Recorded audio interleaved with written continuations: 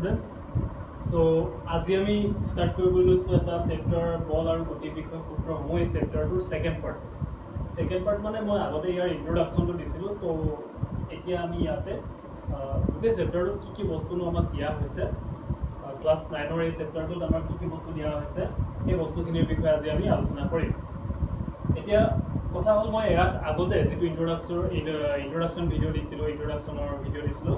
ইন্ট্ৰোডাকচনৰ ভিডিওটোত মই কিছুমান কথা কোৱা হৈছিল তাত বল কি কোৱা হৈছিল তাতে জড়তা কি বস্তু তাতে হেতু বস্তু কোৱা হৈছিল তাতে কোৱা হৈছিল ভৰ কি বস্তু বা ত্বৰণ কি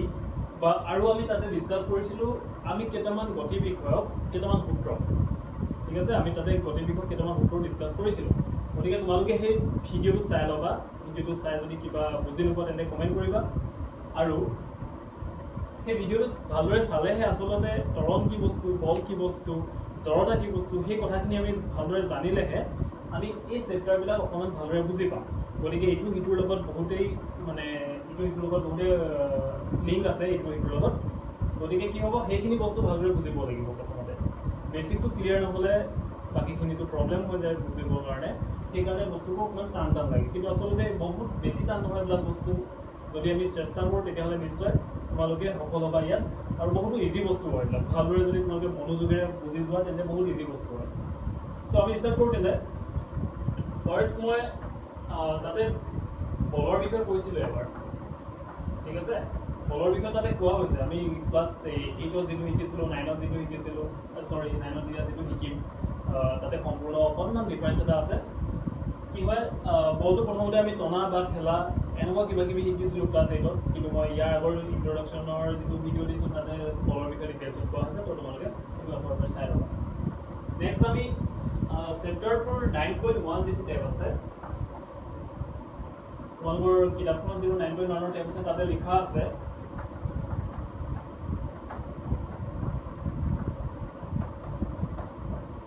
সন্তুলিত বল আৰু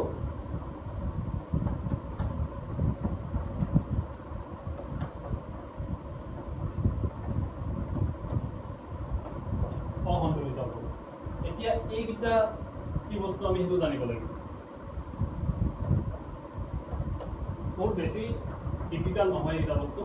সন্তুলিত মানে ধৰি লোৱা তোমালোকে একেবাৰে সিম্পল ভাষাত ক'বলৈ গ'লে এইটো সমান বুলি ধৰি লোৱা আৰু এইটো ধৰি লোৱা অসন্তুলিত বুলি ক'লে আগফালে অটো আঁতৰাই দিয়া আৰু পিছৰ সন্তুলিতটোৰ কাৰণে সমানটো লিখি দিয়া মানে অসমান সন্তুলিত বল মানে ধৰি লোৱা সমান বল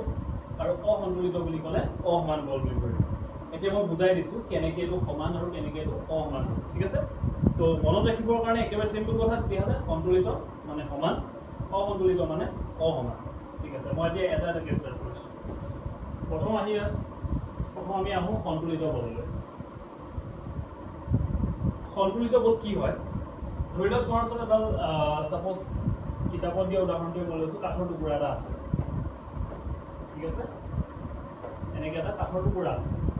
তো এই কাঠৰ টুকুৰাটোক যদি মই এইফালে এডাল ৰছী লগাই দিওঁ আৰু ইফালেও এডাল ৰছী লগাই দিওঁ এই ৰছীডালক যদি মই এক্স নাম দিওঁ এই ৰছীডালক যদি ৰছী দুফালে লগাইছোঁ আৰু মই কি কৰিছোঁ এইফালে কাৰ্চিনডাল দিছোঁ দেখিছানে এই কাৰ্চিনডালৰ অৰ্থ হৈছে কি মই সিফালে বল প্ৰয়োগ কৰিছোঁ আৰু এইডাল কাৰ্চিনৰ অৰ্থ হৈছে যে মই এইফালে বল প্ৰয়োগ কৰিছোঁ গতিকে এইটো লেফ্ট চাইড আৰু এইফালে ৰাইট চাইড চিম্পল কথা তো মানে একেবাৰে চিম্পল তোমালোকে নিশ্চয় বুজি পাইছা কথাকেইটা যে মই কাঠৰ টুকুৰা এটা চিম্পল কাঠৰ টুকুৰা এটা লৈছোঁ কাঠৰ টুকুৰাটোত দুফালে দুডাল ধৰি লোৱা গজালটা মাৰি ৰছী এডাল লগাই লৈছোঁ এতিয়া মই কথাটো হ'ল ইয়াত যে এক্স আৰু ৱাই দিছোঁ এইকেইটা কি বস্তু এইকেইটা ধৰি লোৱা মই ইয়াত বল প্ৰয়োগ কৰিছোঁ এক্স বল প্ৰয়োগ কৰিছোঁ আৰু ইফালে ৱাই বল প্ৰয়োগ কৰিছোঁ এতিয়া এই ৰছীডালত মই এক্স বলটো যদিহে প্ৰয়োগ কৰোঁ আৰু এই ৰছীডালত ৱাই বলটো যদিহে প্ৰয়োগ কৰোঁ আৰু দুইটা বলৰ দিশ বিপৰীতমুখী যদি হয় এইকেইটা দেখিছাই তুমি এটা লেফ্ট চাইডে আছে আৰু এটা ৰাইট চাইডে আছে এতিয়া কথা হ'ল আমি পঢ়িছোঁ সন্তুলিত বলৰ বিষয়ে সন্তুলিত মানে মই অলৰেডি কৈছোঁ কি সমান যদিহে মই এক্স আৰু ৱাই বলৰ মানকেইটা যদি সমান লওঁ এক্স সমান ৱাই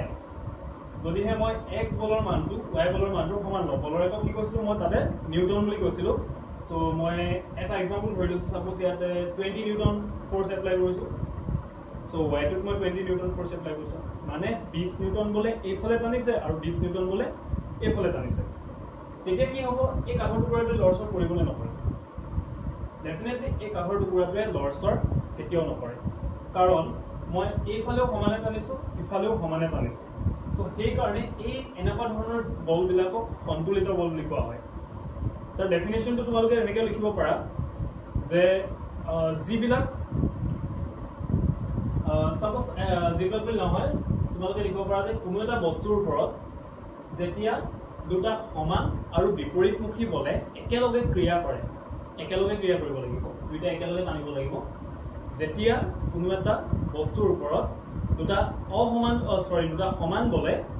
বিপৰীতমুখী সমান বলে একেলগে ক্ৰিয়া কৰে তেন্তে সেই বস্তুটোৱে তাৰ নিজৰ স্থিতিৰ পৰিৱৰ্তন নকৰে মানে সি যদি ধৰি লোৱা স্থিতিশীল অৱস্থাত আছে সি কেতিয়াও গতিশীল অৱস্থালৈ নাযায় বা সি যদি গতিশীল অৱস্থাত আছে তেতিয়া সি কেতিয়াও তাৰ গতিৰ পৰিৱৰ্তন নকৰে সো তেনে ধৰণৰ বলবিলাকক আমি কি কওঁ সন্তুলিত বল বুলি কওঁ যেতিয়া বস্তুটোৱে নিজৰ স্থানৰ পৰিৱৰ্তন নকৰে কেতিয়া নকৰিব বস্তুটোৱে স্থানৰ পৰিৱৰ্তন যেতিয়া আমি সেই বস্তুটোৰ ওপৰত দুটা সমান আৰু বিপৰীতমুখী বল একে সময়তে কি কৰো প্ৰয়োগ কৰো ঠিক আছে মই ইয়াৰ ডেফিনেশনটো তোমালোকৰ সুবিধাৰ কাৰণে মই লিখি দিছো ডেফিনেশনটো এনেকৈ লিখিবা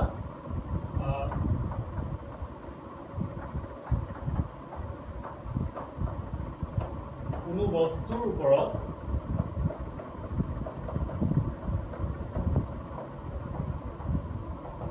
যেতিয়া দুটা সমান আৰু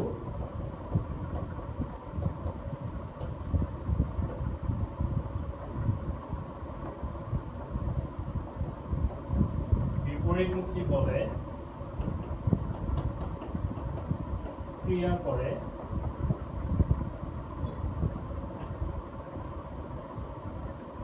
তেতিয়া বস্তুটোৰ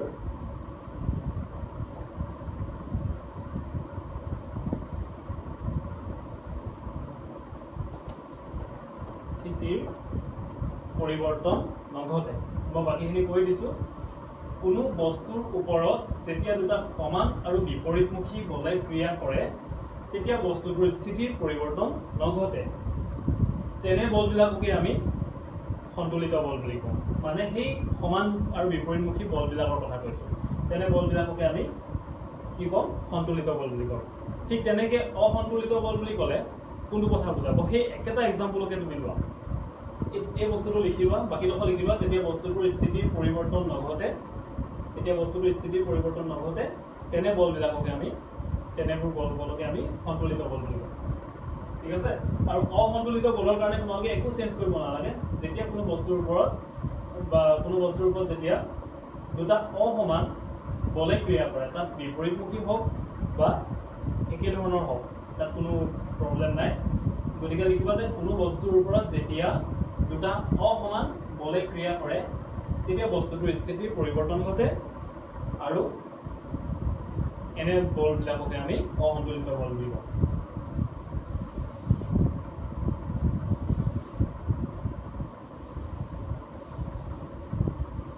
ঠিক আছে এতিয়া মই ধৰি লৈছো সেই কাঠৰ টুকুৰাটোৰ ওপৰত মই কি কৰিছিলো x বল প্ৰয়োগ কৰিছিলো এইফালে কৰিছিলো y বল প্ৰয়োগ যেতিয়া মই তেতিয়া সন্তুলিত বল কেতিয়া পাইছিলো x = y হৈ থাকে মানে x ৰ ভ্যালু আৰু y ৰ ভ্যালু সেম আছিল দুইটা 50 থাকিলে ইটোৰ 50 থাকিব 10 থাকিলে ইটোৰ 10 থাকিব তেতিয়া কি কৰিব কাঠৰ টুকুৰাটোৱে কোনো স্থিতি সলনি নকৰিব আৰু এনে বলবিলাকক আমি সন্তুলিত বল বুলি কওঁ মানে সমান বল হ'ব কিন্তু যদিহে x is not equal to y হয় যদিহে x ৰ মান y ৰ মানৰ সমান নহয় তেতিয়াহ'লে কি হ'ব যদিহে x ৰ মান বেছি y তকৈ ধৰি লৈছো মই x ৰ ভ্যালুটো y তকৈ বেছি হয় x যদি y তকৈ ডাঙৰ হয় মানে এইফালে যদি মই 50 নিউটন বল প্ৰয়োগ কৰো আৰু এইফালে যদি মই 30 নিউটন বল প্ৰয়োগ কৰো তেতিয়াহ'লে কি হ'ব তোমালোকে এনেকুৱা খেল দেখিছানে ৰছী টনা খেল ৰছী টনা খেলত কি কৰে দুটা পাৰ্টি থাকে এডাল চিন থাকে তো কি কৰে এটা পাৰ্টিয়ে এফালে টানে এটা পাৰ্টি সিফালে টানে যিটো পাৰ্টিৰ ফালে ৰছীডাল গুচি যায় সেই পাৰ্টিটো জিকি যায় মানে তাতেই অসন্তুলিত বলটো ক্ৰিয়াশীল হৈ আছে তাত কি কৰিছে তাত বেলেগ একো কৰা নাই তাত কি কৰিছে সিফালে বল বেছিকৈ প্ৰয়োগ কৰিছে বল বেছিকৈ প্ৰয়োগ কৰাৰ ফলত ৰছীডাল অসন্তুলিত অৱস্থাত গুচি গৈছে অসন্তুলিত অৱস্থাত যোৱা মানে কি ৰছীডালে নিজৰ স্থিতি সলাইছে ৰছীডাল যিটো পজিশ্যনত আছিলে এইফালৰ মানুহখিনিয়ে ধৰি লোৱা লেফ্ট ছাইডৰ মানুহখিনিয়ে মানে এক্সে বেছি বল প্ৰয়োগ কৰিলে ধৰি লোৱা এক্সত খুব শকতাৱত কেইটামান ল'ৰা আছিলে আৰু হোৱাইট কি আছিলে ধৰি লোৱা মোৰ নিচিনা ক্ষীণ ল'ৰা কেইটামান আছিলে তেতিয়া কি হ'ব ডেফিনেটলি শকত ল'ৰাকেইটাৰ বল বেছি বুলি আমি এইটো ধাৰণাই সেইটো গতিকে কি হ'ল আৰু থাকিও গতিকে কি হ'ব তাতে সেই শকত ল'ৰাকেইটাই ৰছীডাল টানি পেলাব আৰু ক্ষীণ ল'ৰাকেইটা পুখুৰীকৈ পৰি যাব চ' ডেফিনেটলি এই শকত ল'ৰাকেইটাৰ ফালে বলটো বেছিকৈ আহিছে বলটো বেছিকৈ সিহঁতি টানিছে বেছি বল দি টানিছে গতিকে কি হ'ব শকত ল'ৰাকেইটাৰ ফালে বস্তুটোৱে গতি লাভ কৰিব এনে বলবিলাকক আমি অসন্তুলিত বল বুলি কওঁ সন্তুলন হৈ নাথাকে মানে সমান হৈ নাথাকে স্থিতিশীল অৱস্থাত নাথাকে বা গতিশীল যিটো ইমানটো গতিত গৈ আছিলে সিমানটো গতিত নাথাকে তো তেতিয়া আমি তাক অসন্তুলিত বল বুলি ক'ম যেতিয়া দুটা অসমান বলে কোনো এটা বস্তুৰ ওপৰত ক্ৰিয়া কৰি থাকে ঠিক আছে এই বস্তুটো বুজিবলৈ একেবাৰে সহজ মানে সন্তুলিত বুলি ক'লে সমান অসন্তুলিত বুলি ক'লে অসমান চিম্পল কথা সিমানেই মনত ৰাখিলে যথেষ্ট তো তাৰ ডেফিনেশ্যনটো অলৰেডি আগৰ ডেফিনেশ্যনটো মই কৈ দিছিলোঁ যে কেনেকৈ কৰিব লাগে তো ডেফিনেশ্যনটো তোমালোকে লিখি পেলাবা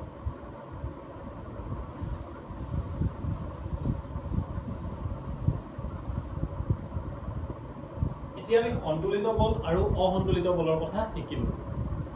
তো এইখিনি শিকাৰ পিছত এতিয়া আমাৰ মেইন বস্তুবিলাকলৈ আহোঁ আমি বলৰ বিষয়ত যিকেইটা সূত্ৰ আছিলে আমি তিনিটা খুব ইম্পৰ্টেণ্ট সূত্ৰ পাম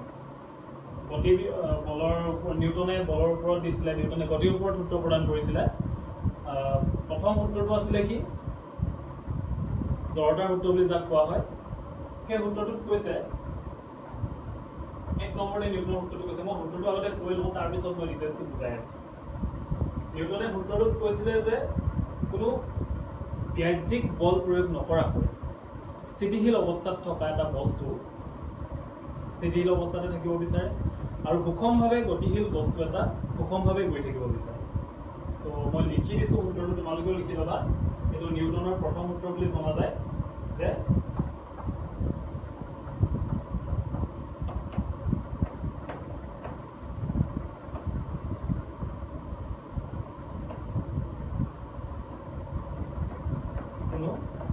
বাহ্যিক বল প্ৰয়োগ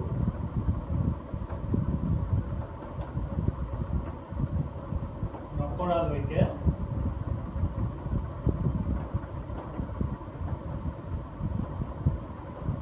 স্থিতিশীল বস্তু এটা স্থিতিশীল অৱস্থাপ্ৰাপ্ত অৱস্থাত থকা বস্তু এটা হ'ব লাগে তো সেইটো তোমালোকে ভৰাই মানে এই কৰি ল'বা স্থিতিশীল অৱস্থাত থকা বস্তু এটা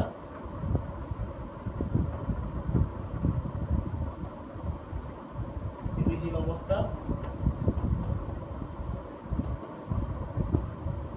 আৰু এইডোখৰতে বহুত ল'ৰাই ছোৱালীয়ে ভুল কৰে বহুত ছাত্ৰ ছাত্ৰীয়ে ভুল কৰে কি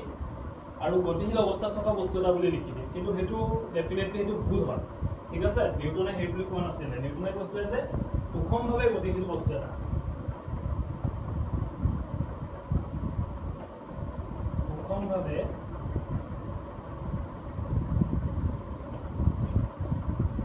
গতিশীল বস্তু তলৰখিনি মই ইয়াত লিখি দিছোঁ ওপৰত সুষমভাৱে গতিশীল বস্তু এটা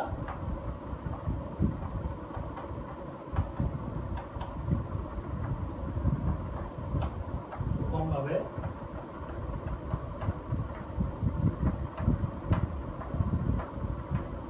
গৈ থাকিব বিচাৰে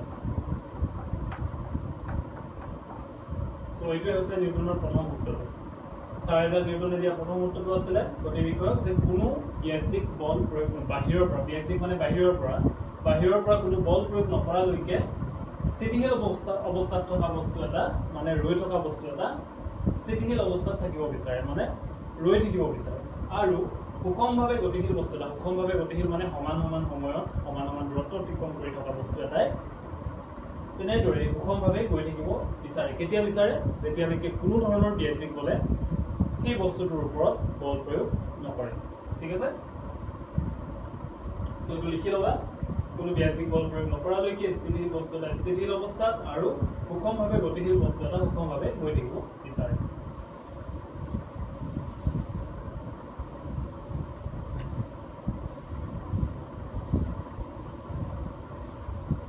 এতিয়া আমি মূল কথা এই যে বস্তুটো কৰিলে নিউটনে যে এই সূত্ৰটো দিলে কেনেকৈ দিলে তাতো কিবা ৰিজন থাকিব লাগিব তেওঁ কিছুমান অধ্যয়ন কৰিব লাগিব তো তেখেতে এই সূত্ৰটো প্ৰদান কৰাৰ আগতে সূত্ৰটো আমালৈ আগবঢ়োৱাৰ আগতে কি কৰিছিলে গেলিলিও গেলিলি নামৰ এজন বিজ্ঞানী আছিলে মেথমেটিচিয়ান আছিলে তেখেতৰ বিষয়ে তোমালোকৰ পাঠটোত ভালদৰে বিস্তৃতভাৱে লিখা আছে গেলিলিও গেলিলিৰ ক'ত জন্ম হৈছিলে বা তেওঁ কি কাম কৰিছিলে বা কেনেদৰে পঢ়া শুনা কৰিছিলে সেইখিনি কথা লিখা আছে তোমালোকে সেইখিনি পঢ়িবা সেই জ্ঞানখিনি আমাক খুবেই জৰুৰী গতিকে গেলিলিও গেলিলিয়ে কিছুমান বস্তু কিছুমান নৰ্মেল লক্ষ্য কৰিছিলে বস্তু কিছুমান গতি কিছুমান লক্ষ্য কৰিছিলে যে তেখেতে কৈছিলে যে মাৰ্বল এটা যদি মই এনেকৈ নৰ্মেল শ্লোপ এটাত এনেকুৱা ধৰণৰ বেকা হৈ থকা শ্লোপ এটাৰ ওপৰত যদি এৰি দিওঁ তেতিয়াহ'লে মাৰ্বলটোৰ গতি বাঢ়ি যায় প্ৰথম অৱস্থাত গতি শূন্যৰ পৰা কি হয় এৰি দিয়াৰ পৰা শূন্যৰ পৰা সি সেনেকৈ বাঢ়ি গৈ থাকে ঠিক আছে তেখেতে কি কৰিছিলে এনেকৈ নৰ্মেল শ্লোপ এটা লৈছিলে ইয়াতে মাৰ্বল এটা যদি এৰি দিলে মাৰ্বলটোৰ গতিটো কি হৈ যাব বাঢ়ি যাব তেখেতে এইষাৰ কথা কৈছিল লক্ষ্য কৰিছিলে আচলতে এইষাৰত আৰু এইষাৰ কথা আমিও লক্ষ্য কৰোঁ আজিও তুমি যদি চোৱা তেতিয়াহ'লে মাৰ্বলটোৰ গতিটো কি হয় বাঢ়ি যায় ইয়াৰ পৰা লাহে লাহে লাহে লাহে আহি পিনি খুব স্পীড গুচি যায়গৈ চিধা পৰি গুচি যায়গৈ তাৰপিছতে এই কথাটোৰ পাছত তেখেতে আৰু এটা কথা ক'লে এই যে শ্লোকটো লৈছোঁ এইটো খুব মানে খুব পিছল মজিয়া এখন লোৱাৰ নিচিনা হৈছে যদিহে খুব পিছল মজিয়া এখন লওঁ তেতিয়াহ'লে মই যদি আৰু এটা শ্লোক আঁকি দিওঁ তাত কি হ'ব এনেকৈ এটা শ্লোক আঁকি দিলোঁ মাৰ্বল এটা দিলোঁ মাৰ্বলটো এৰি দিয়া নাই মই এতিয়ালৈকে মাৰ্বলটো ধৰি আছোঁ তাৰপিছতে এনেকৈ আৰু এটা সমান শ্লোক এটা দিওঁ এতিয়া মাৰ্বলটো এই পজিশ্যনটোৰ পৰা কিমান ওচৰত আছে ধৰি লোৱা এই ওচৰত আছে তেতিয়াহ'লে মাৰ্বলটোৱে কি কৰিব এইফালৰ পৰা আহি আকৌ এইফাললৈ গুচি যাব যিহেতু এইফালে ৰাস্তা নাই বেলেগ গতিকে এইফালে আহি এনেকৈ গৈ উঠি যাওঁতে সি কিমান উচ্চতালৈ উঠিব বুলি কৈছিলে তেখেতে যিমানটো উচ্চতাৰ পৰা মাৰ্বলটো এৰি দিয়া হৈছিলে সি সিমানটো উচ্চতালৈকে উঠি যাব বুলি কৈছিলে ধৰি লোৱা এইটো 10 মিটাৰ যদি হয় 10 মিটাৰ ওপৰৰ পৰা যদি আমি খুব 10 মিটাৰ ওপৰৰ পৰা এনেকৈ মাৰ্বল এটা এৰি দিওঁ তেতিয়াহ'লে সি আকৌ 10 মিটাৰলৈকে উঠি যাব যদিহে আমি এনেকুৱা এটা অৱস্থা দিওঁ এনেকুৱা এটা চিটুৱেশ্যন যদি মাৰ্বলটোক দিওঁ তেতিয়াহ'লে সি কি কৰিব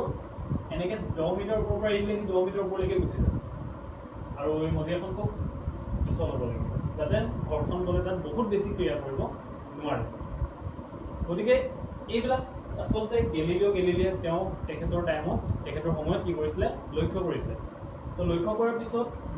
ছাৰ আইজাক নিউটনে সেই কথাবিলাক ভালদৰে বিস্তৃতভাৱে অধ্যয়ন কৰিলে আৰু অধ্যয়ন কৰাৰ পিছত তেখেতে সেই সিদ্ধান্তটোত উপনীত হ'ল যিটো সিদ্ধান্ত মই অলপ আগত তোমালোকক লিখি দিছিলোঁ যে স্থিতিশীল অৱস্থাত থকা বস্তু এটা স্থিতিশীল অৱস্থাত আৰু সুষমভাৱে গতিশীল বস্তু এটা সুষমভাৱে গৈ থাকিব বিচাৰে যেতিয়ালৈকে কোনো ব্যজিক বলে সেই বস্তুটোৰ ওপৰত ক্ৰিয়া নকৰে ঠিক আছে চ' প্ৰথম সূত্ৰটো বিশেষ কষ্ট নহয় মনত ৰাখিবলৈ ৰৈ থকা বস্তু ৰৈ থাকে সুষমভাৱে গৈ থকা বস্তু গৈ থাকে সিমানেই কথা মনত ৰাখিবলগীয়া আৰু এইখিনিও ইমান এটা ইম্পৰ্টেণ্ট নহয় বাট তোমালোকে জানি থোৱাটো খুবেই জৰুৰী যাতে আমি তেখেতে কিমান কষ্ট কৰিছিলে সেই সময়ত সেই কষ্টখিনি আমি উপলব্ধি কৰিব পাৰোঁ তো সেইকাৰণে ভালকৈ কি কৰিব লাগিব এইখিনি বস্তু পঢ়িব লাগিব আৰু তোমালোকে ইণ্টাৰনেটতো বহুতখিনি বস্তু পাবা ইয়াৰ বিষয়ে তো সেইখিনি চাৰ্চ কৰিবা চাৰ্চ কৰি পঢ়িবলৈ চেষ্টা কৰিবা এতিয়া নেক্সট আহিলে নিউটনৰ সূত্ৰটো প্ৰথমতে কি কৈছিলে আমি ৰৈ থকা বস্তু এটা ৰৈ থাকে আৰু গৈ থকা বস্তু এটা গৈ থাকে যেতিয়ালৈকে কোনো ব্যজিক বল তাত এপ্লাই কৰা হয় নেক্সট ইয়াৰ পিছতে আহিলে 9.2 আমি সেইখিনি বস্তু পাম ঠিক আছে নিউটনৰ প্ৰথম সূত্ৰটো পাম আৰু সেই সূত্ৰটোক আচলতে সেই সূত্ৰটোক জড়তাৰ সূত্ৰ বুলি কয় এইটো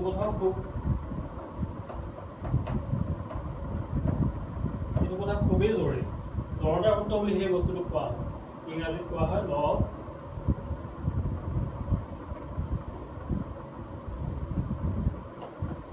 অফ ইনাৰ্চিয়া বুলি কোৱা হয় মানে জড়তা মানে কি আছিলে জড়তা মানে বস্তু এটাই তাৰ নিজৰ অৱস্থাৰ পৰিৱৰ্তন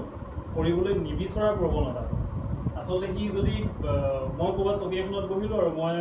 উঠি যাবলৈ বিচৰা নাই সেইটোৱে জড়তা সেইটো কি জড়তা স্থিতি জড়তা মানে ৰৈ থকা বস্তু এটা জাষ্ট ৰৈ থাকিবলৈ বিচাৰিব আৰু কিছুমান আছে কি গতি জড়তা মই ধৰি লওক খোজকাঢ়ি গৈ আছোঁ মোৰ মন যোৱা নাই ৰ'বলৈ তেতিয়া সেইটো কি জড়তাত পৰি যাব গতি জড়তাত পৰি যাব ঠিক তেনেকৈ দিশ জড়তা মই ধৰি লওক পূব দিশলৈ গৈ আছোঁ মই পশ্চিম দিশলৈ যাবলৈ ইচ্ছা কৰা নাই তেতিয়াহ'লে কি হ'ব এইটো দিশ জড়তা হৈ যাব তো সেইবিলাক চিম্পুল কথা তোমালোকে সেনেকৈ কিছুমান আইডিয়া লগাই মনত ৰাখি থ'ব পাৰা তো জড়তাৰ সূত্ৰ বুলি এইকাৰণেই কোৱা হৈছে কাৰণ তাত স্থিতিশীল অৱস্থাৰ পৰা স্থিতিশীল অৱস্থাই আছে গতিশীল অৱস্থাৰ পৰা গতিশীল অৱস্থাই আছে যেতিয়ালৈকে বেঞ্চিং বল প্ৰয়োগ কৰা নহয় সেইকাৰণে তাত জড়তাৰ সূত্ৰ বুলি কোৱা হয় কাৰণ তাত জড়তাটো খুবেই ইম্পৰ্টেণ্টলি সোমাই আছে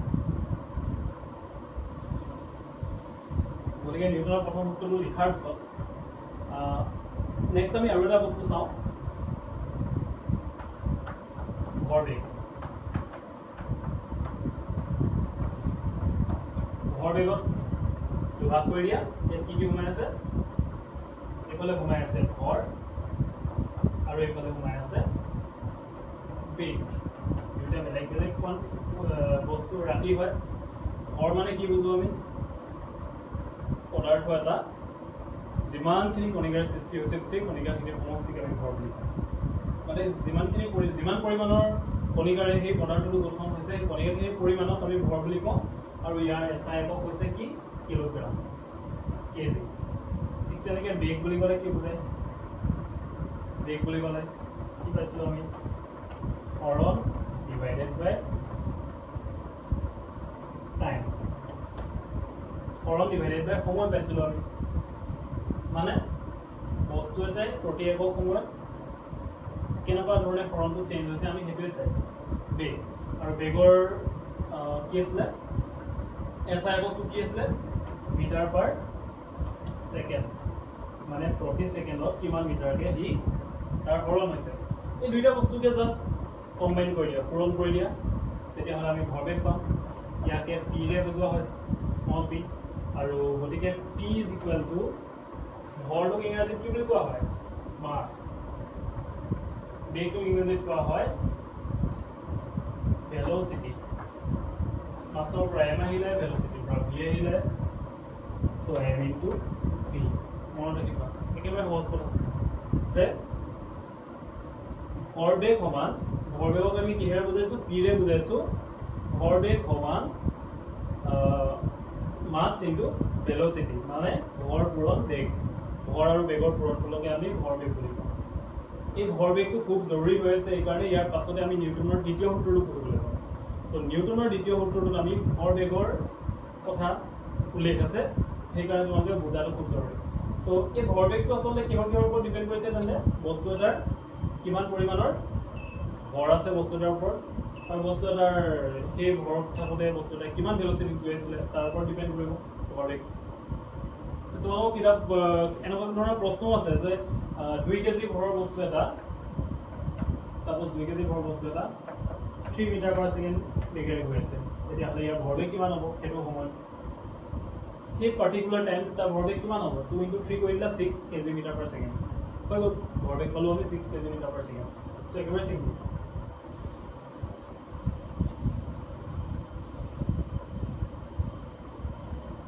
এতিয়া আহোঁ আমি নিউটনৰ দ্বিতীয় সূত্ৰটোলৈ কিবা যদি বুজি পোৱা নাই কমেণ্ট কৰিবা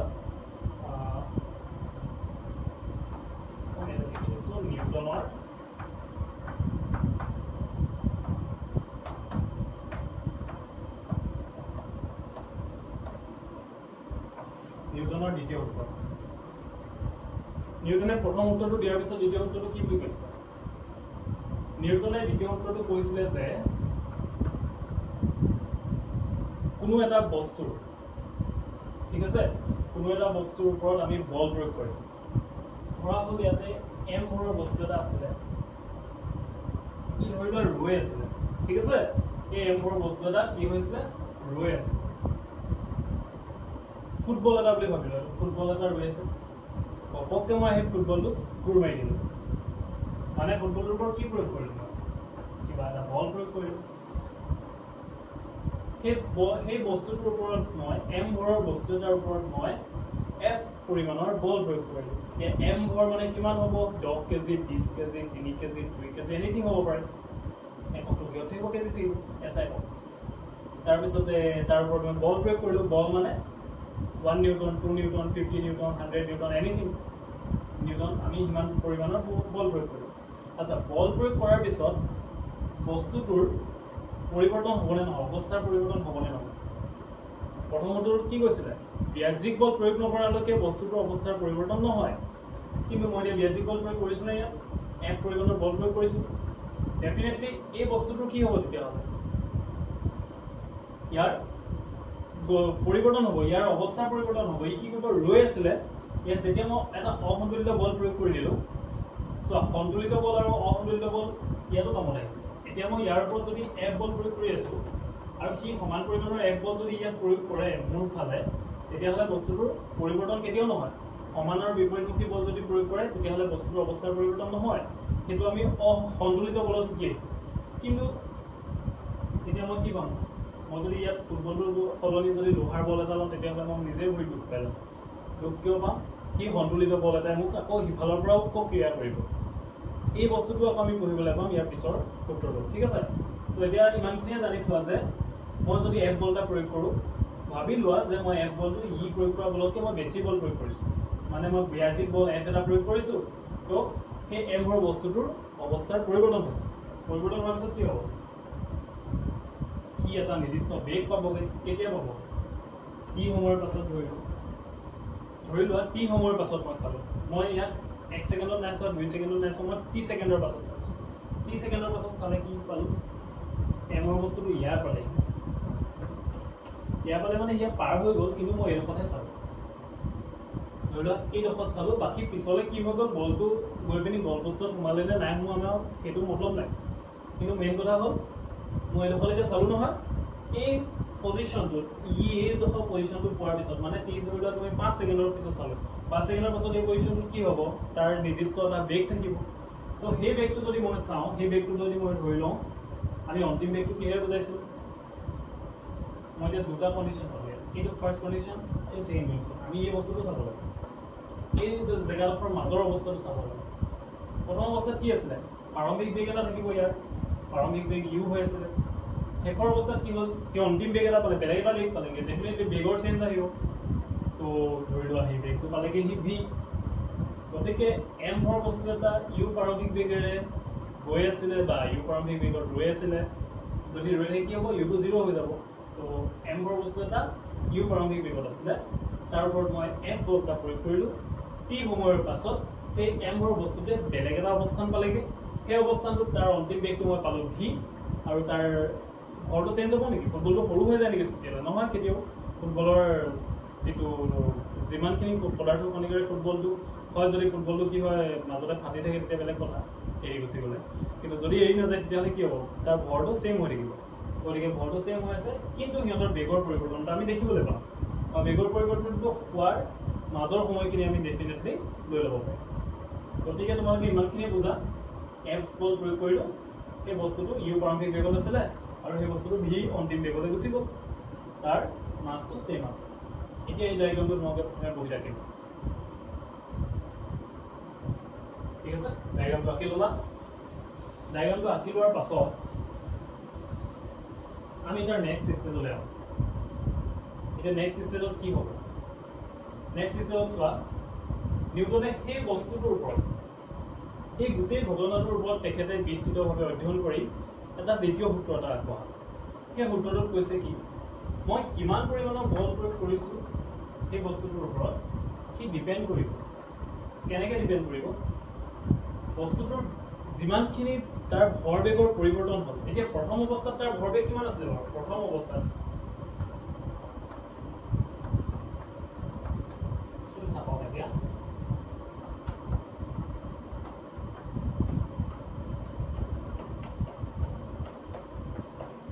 প্ৰথম অৱস্থাত ভৰবেগ কিমান আছিল প্ৰথম অৱস্থাত বস্তুটোৰ ভৰ কিমান আছিলে এম গতিকে m বেগ কিমান আছিল u প্ৰাৰম্ভিক বেগত আছিল হি গতিকে m * u mu হ'ব এতিয়া তাৰ দ্বিতীয় অৱস্থাত তাৰ ভৰবেগ কিমান হ'ব ডেফিনেটলি m দ্বিতীয় অৱস্থাত কিমান আছিল তাৰ বেগ কিমান পালেগে v বেগ পালেগে অন্তিম বেগ v পালেগে সো mv প্ৰথম অৱস্থাৰ ভৰবেগ mu দ্বিতীয় অৱস্থাৰ ভৰবেগ mv এতিয়া mu ৰ পৰা mv লৈ যাওঁতে হি কিমান সময় লৈছিল সময় কিমান লৈছিল হি বস্তুটো সময় লৈছিল t গতিকে mu ভৰবেগৰ পৰা mv ভৰবেগ পালেগে সময় লৈছিল মাজতে t এতিয়া এইখিনি বস্তু নোট কৰিবা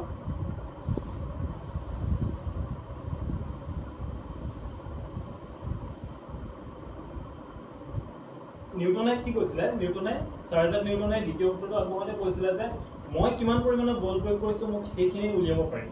কেনেকৈ উলিয়াব পাৰিম মই যিমানখিনি বল প্ৰয়োগ কৰিছো সেই বলটো তাৰ লগত মিলি যায় তাৰ লগত সমানুপাতিক যে সেই বস্তুটো বাঢ়িলে এই বস্তুটো বাঢ়ি যাব তো হি কৈছিল তেখেতে কৈছিল যে বস্তুটো কি হয় তাৰ ভৰবেগৰ পৰিৱৰ্তনৰ হাৰৰ সমানুপাতিক যেতিয়াই ভৰবেগৰ পৰিৱৰ্তনৰ হাৰ কিবা এটা বস্তুৰ হাৰ বুলি কৈ দিয়া হয় তেতিয়াহ'লে আমি কি কম ডিভাইডেড বাই সময়ৰে ডিভাইড কৰি দিম মুঠ যিমানখিনি সময় লৈছিলে সময়ৰে তাক ডিভাইড কৰি দিম এইটো ইংৰাজীত কোৱা হয় rate of change of momentum বুলি কোৱা হয় তো ৰেট অফ চেঞ্জ শব্দটো যেতিয়া আহে বা পৰিৱৰ্তনৰ বা কিবা এটাৰ হাৰ যেতিয়া আহে হাৰ শব্দটো এই শব্দটো আহিলে বেলেগ একো কৰিব নাই তোমালোকে ডিভাইডেড বাই t কৰি দিবা ঠিক আছে এতিয়া যিখিনি বস্তু হাৰ ধৰিলো x ৰ হাৰ তেতিয়াহ'লে x ডিভাইডেড বাই t y ৰ হাৰ বুলি ক'লে y ডিভাইডেড বাই t ঠিক আছে সময়ৰে হৰণ কৰি দিলে হৈ যাব গতিকে তেখেতে কৈছিল যে কোনো এটা বস্তুৰ ওপৰত প্ৰয়োগ কৰা বলৰ মান বস্তুটোৰ ভৰবেগৰ পৰিৱৰ্তনৰ হাৰৰ সমানুপাতিক এই ভৰবেগৰ পৰিৱৰ্তন মানে কিমান ভৰবেগৰ কিমান পৰিৱৰ্তন হ'ল যেহেতু হাৰ শব্দটো আছে মই ডেফিনেটলি t ৰে ডিভাইড কৰিব লাগিব তাৰ হাৰ ভৰবেগৰ পৰিৱৰ্তন কিমান হৈছিলে mv হ'লগে শেষত তাৰ পৰা মই mu টো মাইনাছ কৰি দিব লাগিব তেতিয়া পৰিৱৰ্তন ওলাই যাব এতিয়া mu টো প্ৰথম অৱস্থাত আছিলে মই ইয়াত পিছলৈ কেলে আনিলো চোৱা ধৰি লও তোমাৰ বয়সটো আজি তোমাৰ বয়স 5 বছৰ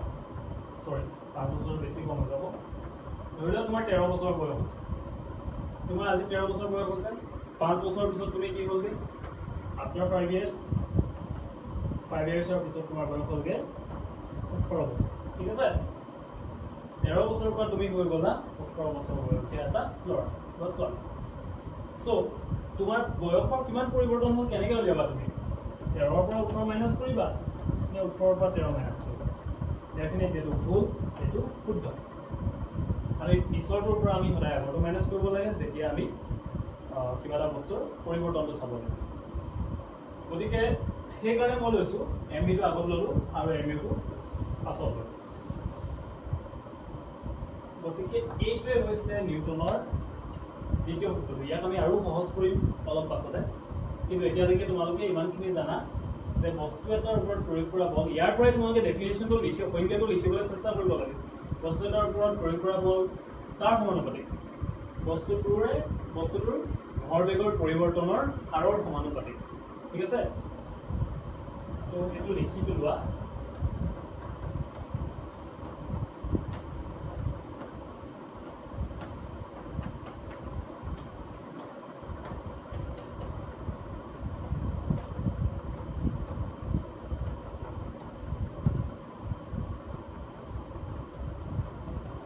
কোনো এটা বস্তুৰ ওপৰত প্ৰয়োগ কৰা বলৰ মান বস্তুটোৰ ভৰবেগৰ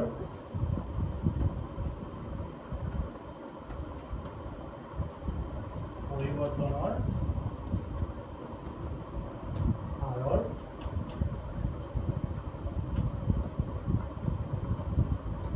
সমানুপাতিক ঠিক আছে এই সমানুপাতিক চিহ্নটো কি বুজাইছে যে এই বস্তুটো যদি বাঢ়ি যায় তেতিয়াহ'লে বলটো বাঢ়ি যাব এই বস্তুটো যদি কমি যায় মানে ভৰবেগৰ পৰিৱৰ্তনৰ হাৰটো যদি কমি যায় বল কমি যাব ই যদি বাঢ়ি যায় গোটেইটো তেতিয়াহ'লে ই বাঢ়ি যাব ঠিক আছে গতিকে এইটো নিউটনৰ দ্বিতীয় সূত্ৰ এইটো লিখিবা কোনো এটা বস্তুৰ ওপৰত প্ৰয়োগ কৰা বলৰ মান বস্তুটোৰ ভৰবেগৰ পৰিৱৰ্তনৰ হাৰৰ সমান হ'ব ঠিক আছে